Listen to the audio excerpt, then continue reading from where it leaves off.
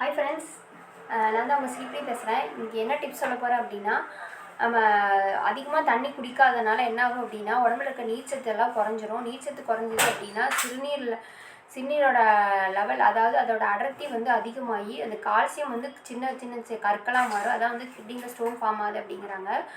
அதை ஃபார்ம் ஆனால் அதை ரெடியூஸ் பண்ணுறதுக்கு என்ன டிப்ஸ் அப்படின்னா, பீன்ஸை வந்து நல்லா பொடி பொடியாக அரிஞ்சு 1 லிட்டர் தண்ணி நல்லா 1/4 லிட்டர் தண்ணி வர மாதிரி சுண்டி நீங்கள் வெறும் வயிற்றில் குடிச்சிட்டு வந்தீங்கனாலும் கல் ஃபார்ம் ஆகாது, கல் வந்து கரைஞ்சிரும். அப்புறம் நல்லா இளநீயில் வந்து பாசிப்பருப்பு சீரகமும் வந்து இளநீ கண்ணை வெட்டி அதில் போட்டு மூடி வச்சுருங்க. நாட்டு சர்க்கரையும் போட்டு மூடி வச்சுருங்க. அடுத்த நாள் எடுத்து குடிச்சிட்டு வாரத்தில் 7 நாள் குடிச்சிட்டு வந்தீங்கனாலும் சிறுநீர் கல் வந்து ரெடியூஸ் ஆயிரும்.